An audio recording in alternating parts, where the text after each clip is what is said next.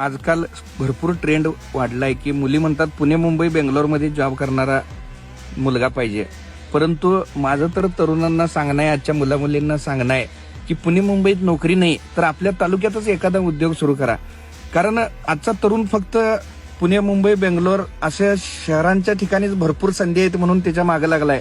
परंतु सत्य वेगळं आहे, वास्तव काय आहे हे तुम्ही जरा विचार करणं गरजेचं आहे. तुम्ही शहरात जर एक 40-50 हजाराची नोकरी करत असाल तर 8-8 तास तुम्ही ते स्क्रीन टाइम, त्यानंतर ट्रॅफिकमध्ये तुमचा 2-3 तास वेळ चाललाय.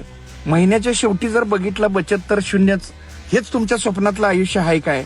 सतत tension, health issue, mental frustration आणि घरापासून 500-1000 किलोमीटर लांब. त्यापेक्षा तुम्ही तुमच्या तालुक्यातच एखादं छोटासा उद्योग व्यवसाय, एक छोटंसं मॅन्युफॅक्चरिंग युनिट, एखादा सर्व्हिस इंडस्ट्रीतला छोटासा बिझनेस, एखादी एजन्सी, एखादी फ्रँचायझी तुम्ही काहीही सुरू केला तर पहिल्या दिवसापासून तुम्ही मालक असणार आहे. तुमच्या नावावर पगार दिला जाणार आहे. तुम्ही अनेकांना 10-20 लोकांना रोजगार देऊ शकणार आहे. शांत आयुष्य तुम्ही जगू शकणार आहे. सण उत्सव करायला तुमच्याकडे भरपूर वेळ असणार आहे. स्वतःचा वेळ, आवडीनिवडी ह्या सगळ्यांसाठी तुम्हाला वेळ देता येणार आहे आणि वेळेवर देता येणार आहे. खरं तर हे क्वालिटी आयुष्य आहे. नुसताच मोठं पॅकेज म्हणजे क्वालिटी आयुष्य नाही आहे. तुम्ही 5 वर्ष मन लावून काम केला, तुमचा मित्र शहरात अजून पण EMI फेडत असणार आहे, त्यावेळी तुम्ही दुसरी फ्रँचायझी ब्रँच काढत असणार आहे.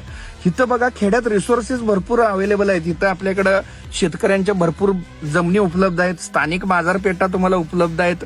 गावाकडं अजून भरपूर लोकांची भरपूर काही गरज आहे आणि त्या गरजा तुम्ही पूर्ण करू शकला. तिथं कॉम्पिटिशन कमी आहे, भाडी कमी आहेत, खर्च कमी आहे आणि तुम्हाला सेंद्रिय स्वच्छ भाजीपाला, दररोज ताजी फळं, ताजं दूध सगळं मिळतंय आणि हे सगळं तुमच्या आजूबाजूला आहे.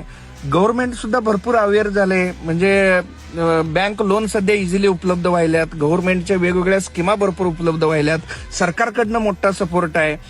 तर बघा, तुम्ही शहरामध्ये एम्प्लॉई ID असता तर गावामध्ये MD असता, मॅनेजिंग डायरेक्टर, फाउंडर असता. आता निर्णय तुमचा आहे. आयुष्यभर सर म्हणून हाक मारायचं काय हितच तुम्ही बॉस व्हायचं. म्हणून तरुणांनो, या गोष्टीबाबत थोडासा विचार करा आणि मग तुम्ही आयुष्याचा निर्णय घ्या. भावनिक होऊन, इमोशनल होऊन, नुसता एक झगमगाट आयुष्य, रील मधलं आयुष्य बघून तुम्ही निर्णय घेऊ नका. चॉईस तुमचा आहे.